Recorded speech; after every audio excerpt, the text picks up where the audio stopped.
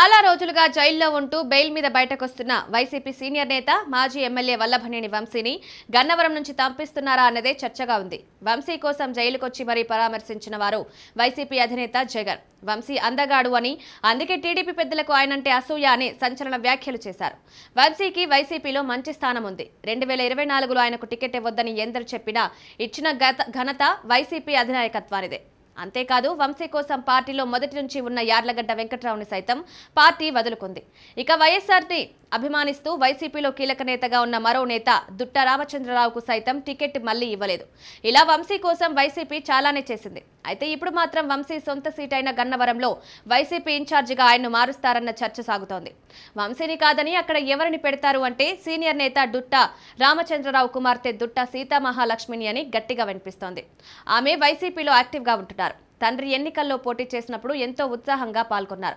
ఇక జగన్ కి దుట్ట రామచంద్రరావు ఎంతో సన్నిహితుడు.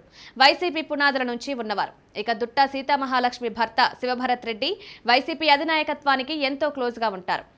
ఇన్ఛార్జి బాధ్యతలను ఆయన కోరారా, లేక దుట్ట రామచంద్రరావు కుమార్తెగా ఆమెను ముందుకు తెచ్చారా, లేక వల్లభనేని వంశీ కేసులు జైల్లో ఇలా నియోజకవర్గం విషయంలో పెద్దగా దృష్టి పెట్టలేని నేపథ్యంలో సరైన ఆల్టర్నేషన్ కోసం వెతుకుతున్నారా అన్నది తెలియదు. బహుశా ఇవన్నీ కారణాలు కావచ్చంటున్నారు. ఏదేమైనా గన్నవరం వైసీపీ సరైన నాథుడు లేని పరిస్థితి ఎదుర్కొంటోంది. దాంతో వైసీపీ అధినాయకత్వం అక్కడ సమర్థవంతమైన నాయకత్వాన్ని ఇవ్వాలన్న ఉద్దేశంతోనే దుట్ట సీతకు ఆ బాధ్యతలు అప్పగిస్తున్నారని ప్రచారం అయితే జోరుగా జరుగుతోంది. ఇక వంశీకి 2024లో టికెట్ ఇచ్చినా దుట్ట ఆయనకే మద్దతిచ్చారు. ఇదంతా పార్టీ కోసమే విధేయతతో చేశారు. దాంతో పార్టీని అంటిపెట్టుకున్న దుట్టాకు న్యాయం చేయాలని డిమాండ్ వస్తోంది. వైసీపీ అక్కడ కొత్త ఇన్ఛార్జిగా నియమించాలని చూస్తున్నారు.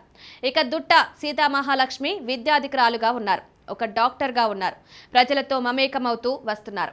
ఆమెకు గనక ఇన్ఛార్జ్ పదవిస్తే ఖచ్చితంగా వంశీ వర్గీయులు కూడా మద్దతిస్తారని అంటున్నారు.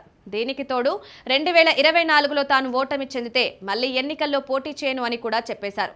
దీంతో దుట్టా ఫ్యామిలీకి న్యాయం చేయాలని జగన్ చూస్తున్నారంటున్నారు.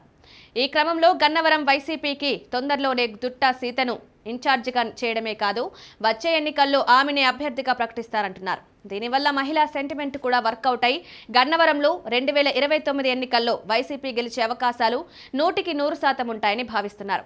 మొత్తం మీద చూస్తే వంశీని గన్నవరం నుంచి తప్పిస్తున్నారంటున్నారు. చూడాలి మరి ఏం జరుగుతుందో.